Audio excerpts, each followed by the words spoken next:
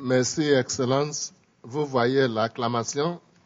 est signe visible de notre appréciation. Et maintenant, la réaction. Professeur Gilles Routier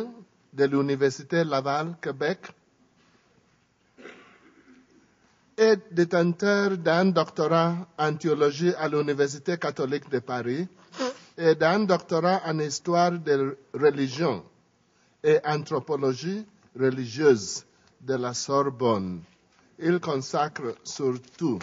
ses recherches à Vatican II, son histoire, sa réception et son interprétation, en plus de développer des recherches sur le devenir du catholicisme depuis Vatican II, s'intéressant spécialement aux mutations de la paroisse, au gouvernement ecclésial, à l'éducation à la foi et à l'évangélisation. Il est l'auteur de nombreux ouvrages et articles scientifiques, dont Réception de Vatican II, Les conciles au risque de l'histoire et des espaces humains en 2004 et Vatican II, Herméneutique et réception en 2006. Professeur Routier, à vous la parole. Monsieur le cardinal, avant d'entreprendre la réponse, je veux d'abord vous remercier d'être avec nous. Cela nous remet en mémoire votre premier passage ici en 2002, alors que vous aviez été créé docteur honoris causa de notre université, et nous en avons gardé un bon souvenir. Je voudrais vous remercier sincèrement pour cette communication qui reprend la question de l'ecclésiologie eucharistique, pas simplement en faisant la genèse et en observant l'évolution, mais aussi en situant cette perspective particulière dans l'économie d'ensemble de l'ecclésiologie et en indiquant les défis, les problèmes, les difficultés que ce développement pose aussi bien au plan des grands équilibres de la discipline ecclésiologique qu'au niveau aussi de la pratique. Je voudrais commencer cette réponse en évoquant Yves Congar, à qui vous rendiez hommage lors du 100e anniversaire de sa naissance, lors d'un colloque à Toulouse, et souligner que la réflexion que vous nous avez offerte et que le travail de l'Église catholique que vous observez et qui s'est réalisé d'abord au Concile Vatican II correspondent bien à la voie que Congar proposait à l'Église dans son premier ouvrage en 1937. Vous évoquiez dans votre communication le fait que Vatican II, dès sa première étape, a bénéficié et a intégré l'apport du renouveau ecclésiologique réalisé par des théologiens orthodoxes, en particulier Florovsky, Afanassiev, Meyendorff et Schmemann, relayés ensuite par Zizi Oulas. Plus loin dans votre exposé, en vous référant cette fois à Luther, vous mettiez en lumière une autre perspective ecclésiologique que la perspective de théologie eucharistique, non absente du reste des textes ou de l'enseignement de Vatican II, et qui conduit à une compréhension de l'Église comme creatura verbi, ou peut-être faudrait-il encore mieux dire Ecclesia Evangelii, l'Évangile qui est proclamation de la grâce et de la réconciliation. Perspective d'ailleurs aujourd'hui reprise dans le document de la Commission Foi et Constitution, la nature et la mission de l'Église vers une déclaration commune.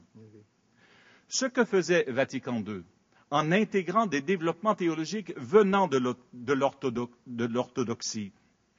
et ce que vous faites à sa suite, en reprenant les acquis de ces deux perspectives, surtout développées d'une part dans le luthérianisme et dans la tradition théologique orthodoxe, réalise ce que Congar proposait comme programme dans son ouvrage Chrétiens désunis. Il reconnaissait d'abord que, je le cite, dans la mesure où leur existence de ces traditions non catholiques, chrétiennes non catholiques, où leur existence comme corps religieux tient à l'affirmation de certaines valeurs dont il existe chez eux une perception particulièrement aiguë Ces corps religieux représentent eux aussi des familles spirituelles qui ont leur message propre et, en un sens, leur mission. Fin de citation. Sur cette base, il ajoutait, je le cite encore, « Il nous semble que du trésor chrétien, certains éléments, parfois de très grand prix, ont trouvé une mise en valeur hors du corps visible de l'Église. » Et de poursuivre, « Dans ce que Luther a perçu avec une étrange acuité, il y a aussi du vrai. Il y a au moins à l'origine une expérience étonnamment aiguë de certaines valeurs authentiques que cet homme avait peut-être pour mission de dévoiler au bénéfice de l'Église. » Et il concluait, « On peut dire que ce qu'il y a de vrai dans l'expérience religieuse luthérienne manque à l'Église catholique et réclame, par sa nature même, de lui être réintégré. Ce qu'il y a de pur dans la piété protestante ou orthodoxe, ou dans cette pietas anglicana, manque à l'Église catholique. Non à sa substance, mais à l'expression, à l'explicitation, à l'incarnation de ses principes vivants, ou du moins à la plénitude de cette expression et de cette incarnation. » Fin de citation.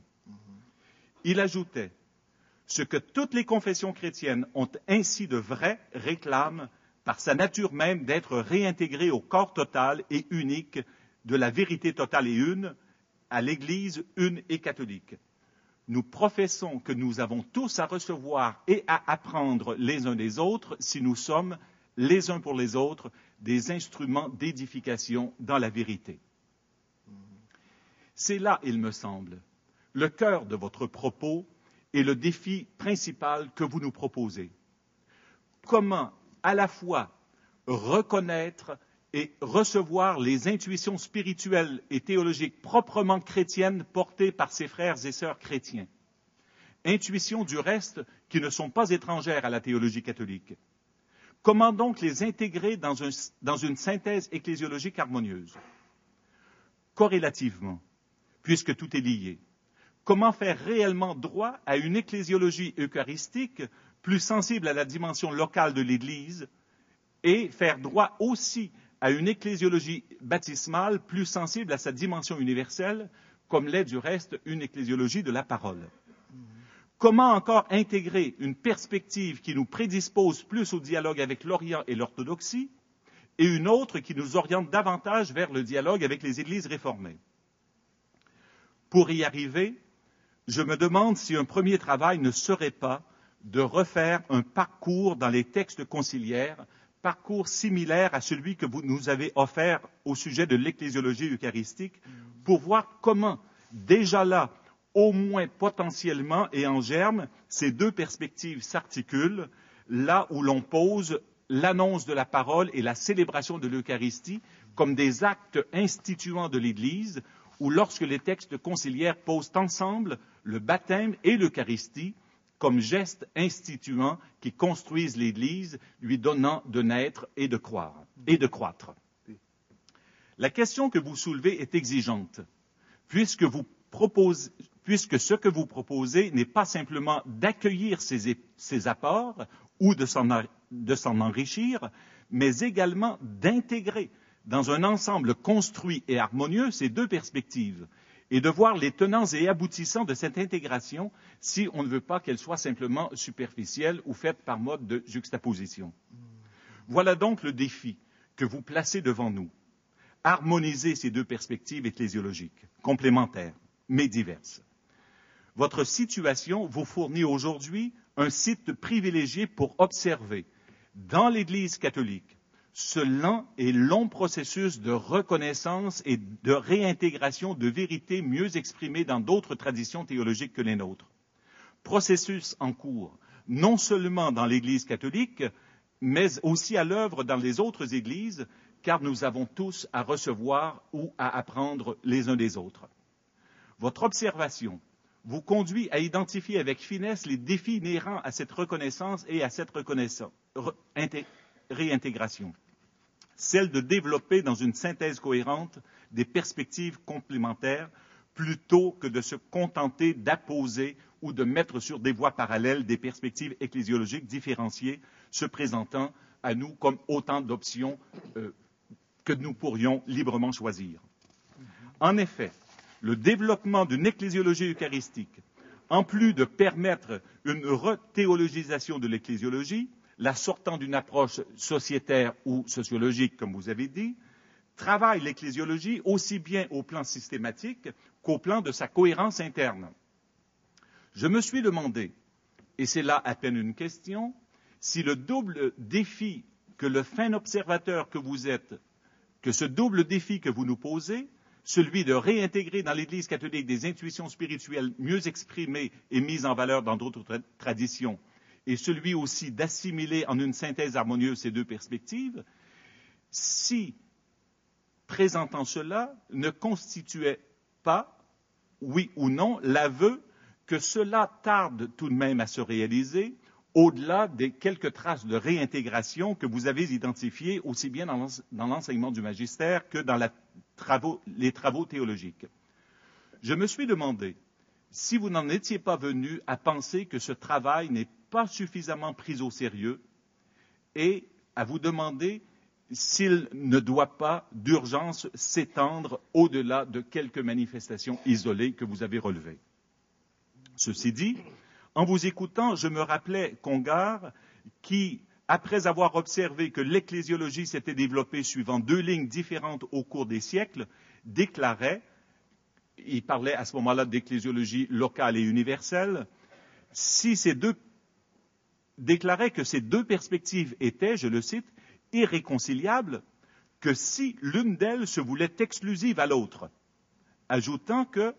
l'une des tâches de l'ecclésiologie présente, et il parlait en 1960, si l'une des tâches de l'ecclésiologie présente n'était pas de concilier ces deux développements théologiques en donnant à chacun d'eux sa pleine vitalité, mais aussi un équilibre vrai.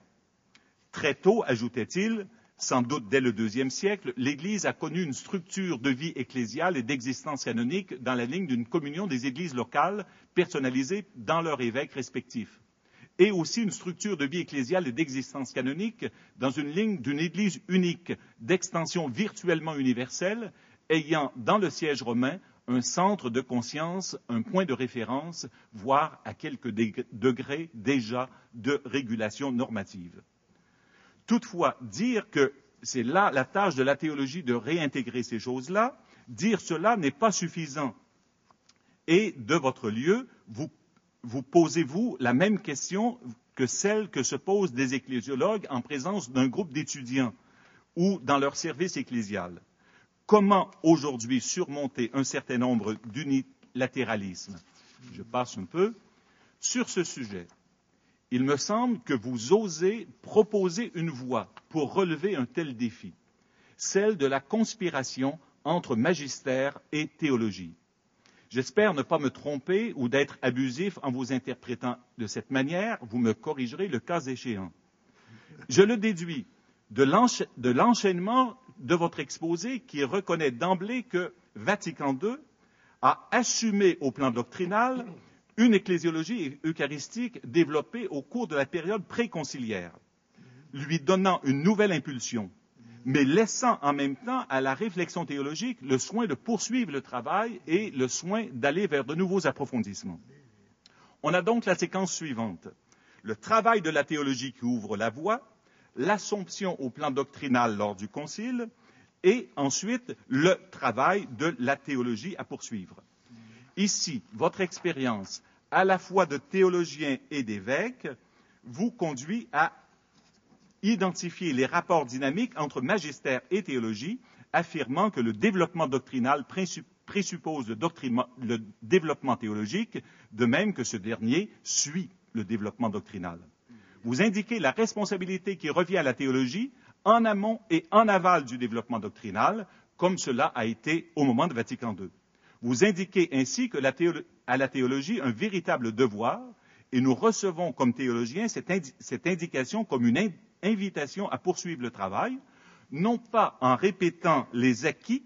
mais dans les temps qui sont les nôtres et dans les divers espaces culturels que nous habitons, en poursuivant avec fidélité et prudence, autant qu'avec créativité et audace, les approfondissements aujourd'hui nécessaires. dans votre contribution d'il y a quelques années à l'ouvrage de Max Eckler sur les origines de l'école de Tübingen et sur la contribution de son fondateur Johann Sebastian Drey, vous insistiez sur le fait que Drey fut quelqu'un qui, je vous cite, ce sont là vos mots, ou les mots que le traducteur a en français, que Drey était quelqu'un qui pense par lui-même,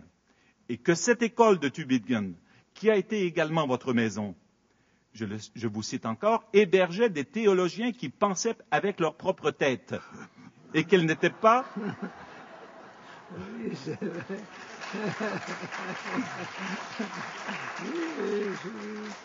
et qu'elle n'était pas, c'est là aussi votre expression, qu'une théologie de perroquet. Leur reconnaissance du caractère ecclésial de toute théologie ne les dispensait pas, parce que le caractère ecclésial de la théologie était manifeste pour Drey, ne les dispensait pas, comme vous le soulignez, de se servir de leur raison et d'être ouverts à la pensée de leur temps. Je trouve aujourd'hui, dans votre contribution à ce symposium, la même invitation, exigeante, aussi bien pour le magistère que pour la théologie, et suggestive quant au lien que les deux doivent entretenir. Je poursuivrai en vous adressant un mot de reconnaissance pour avoir placé Vatican II au centre de votre réflexion. Le Concile Vatican II constituant le cœur et la référence centrale de votre communication, celle-ci abordant d'abord les renouveaux théologiques et spirituels qui ont mené à Vatican II, ensuite une partie sur l'enseignement de Vatican II, avant d'en aborder la réception post-conciliaire par les théologiens et le magistère. Rappeler aujourd'hui ce moment exemplaire de conspiration entre théologie et magistère est important, comme l'est du reste le rappel de cette étape capitale du discernement ecclésial, car c'est bien de cela qu'il s'agit. Le Concile Vatican II, en effet, dans l'attention aux requêtes du temps, avec une grande sensibilité au mouvement spirituel qui travaillait le corps ecclésial, et dans un dialogue fécond avec les autres traditions chrétiennes, a repris, comme vous l'avez fait ici, les grandes données de la doctrine eucharistique dans un mouvement de retour aux sources, en premier lieu l'Écriture sainte, ensuite la tradition patristique, ce qui a conduit le Concile à une appréciation des développements doctrinaux, théologiques, spirituels et de la pratique qui s'est développée dans les siècles suivants. Revenir à Vatican II aujourd'hui, c'est donc reprendre à notre compte cette méthode et cette activité de discernement qui conduit à une réexpression du dépôt de la foi suivant les indications que donnait Jean XXIII au Père conciliaire dans son allocution d'ouverture au Concile. Je me demande fréquemment aujourd'hui comment une nouvelle génération, comme vous le faites, peut reprendre Vatican II comme référence, non seulement comme une nouvelle somme théologique qu'il faudrait simplement commenter dans une manière de nouvelle scolastique, mais, comme vous le faites, comme le lieu où se révèle ce qu'est faire de la théologie, une replongée dans les sources, une écoute du travail de l'esprit dans le corps ecclésial et dans notre temps, une attention aux autres traditions chrétiennes, bref, un acte de discernement proprement spirituel et ecclésial.